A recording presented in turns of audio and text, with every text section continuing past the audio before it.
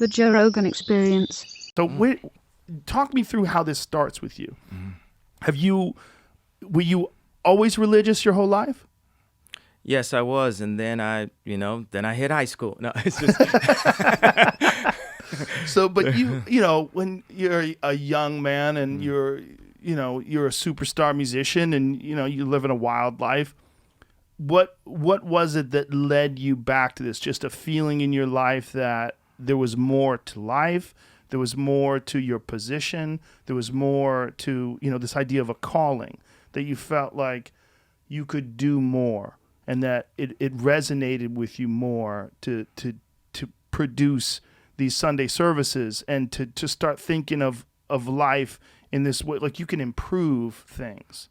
Yeah, God knocked me off my horse. God literally called me and said, okay, now I need you. I need you right now. Not that God needs me. We need God, but he called me to serve him. And I was tired of serving the music industry, tired of serving, filling up stadiums. The last concert, last tour I did, we had a floating stage. And actually it was a hanging stage, but it looked like it was floating. Mm-hmm. And that's just another thing. That's illusion, where we need to dispel the illusion. I wouldn't even call it the floating stage today, but the whole thing about it is people used to say how I would lose money on tours because I would put so much into the creative. And I was like, wanted to prove, but prove to who? Prove to man, prove to greedy people, that I could make more than anybody. And that's like the gladiator position that all artists are put into. Like, we're in the middle of this Coliseum. Let me show you I can kill more lions and tigers and bears and people and blah, blah, blah than any other gladiator that happened. So that's what I was doing. And then I remember talking to James Terrell, and I was like at the top of my lungs, like screaming about saving ourselves and humanity, and the reason why me and James needed to connect. And then I went to my show, and then it's like my head popped back and the spirit jumped out, and it felt like it was like my mom talking. And the last thing I said was, "This thing is over," and I'm saying it like I sound like my mom, like Donda, like that's something she would have said if she was in the physical form when she sees her son, exhausted. Like I had just went through I had this fashion show. We had this fashion show where we took over MSG and just broke all boundaries. Sold 16,000 seats and played the new album. And it was, 1,000 black people in the show. And you had like all the Young Thug plugging in the iPhone, and Travis and Cudi dancing. You had 50 Cent there, Jay-Z there, Lamar Odom. The first time that people, saw him in walk again was we walked together into the stadium, and he's camo Yeezy jacket, all head to toe. And the reason why that was so important is like when he was in a coma, I would come by and play him the new music.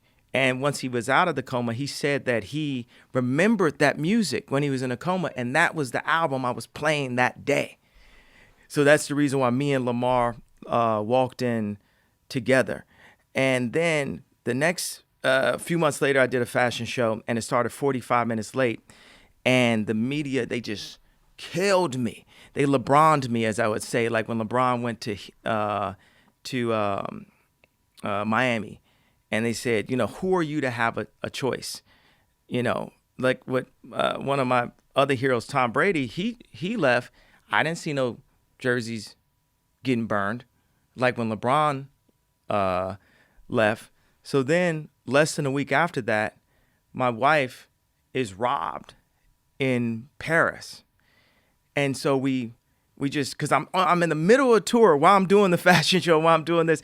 So we cancel the tour because it's very, traumatic. And then, we start the tour back up and we get back into it.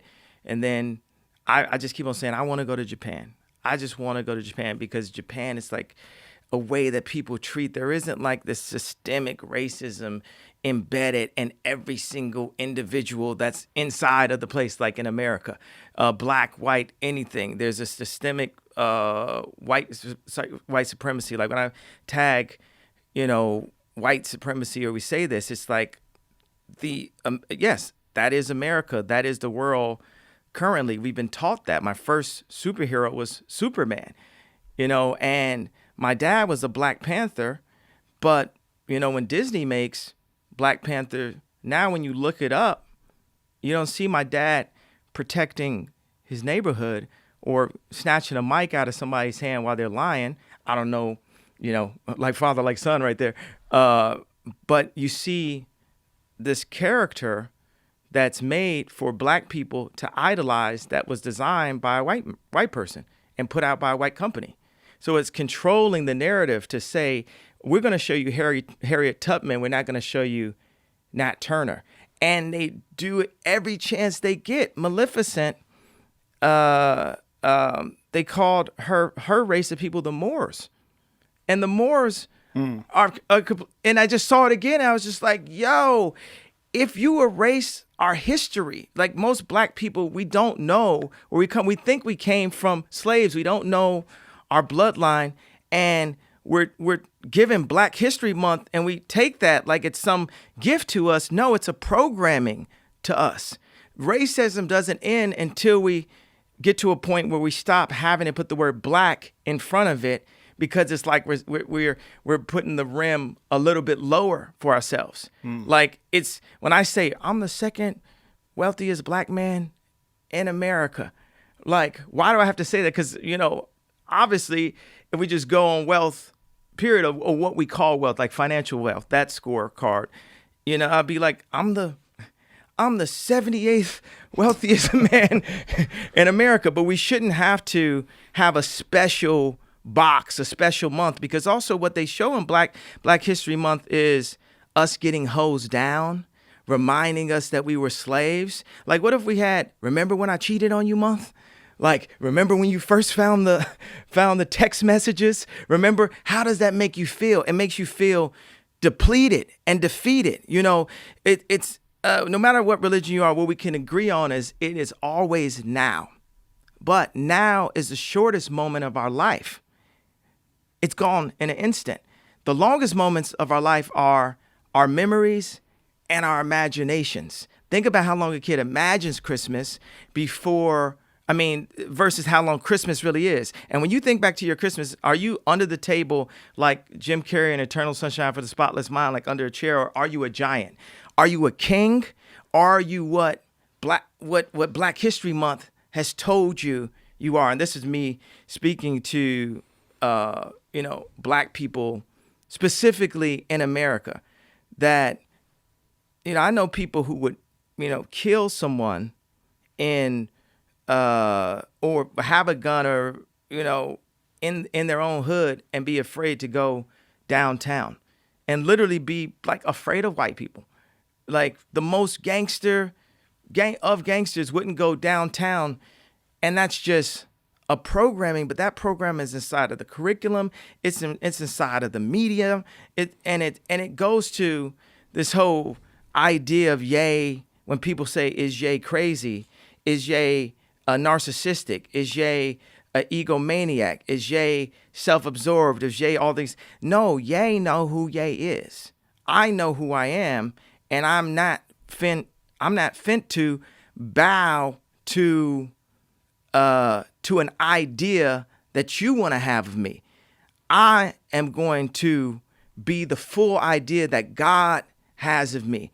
And when I do things that God don't like, I'm being the lesser version of me. This is where in my weakness, God becomes strong. I have to be the higher me when people are downing me. It's not like me fighting fire with fire and me attacking, or as you say, like, stooping to that level. It's like the devil will use you against you. You become your own worst enemy. Episodes of the Joe Rogan Experience are now free on Spotify. That's right. They're free from September 1st to December 1st. They're going to be available everywhere, but after December 1st, they will only be available on Spotify, but they will be free. That includes the video. The video will also be there. It'll also be free. That's all we're asking. Just go download Spotify. Much love. Bye-bye.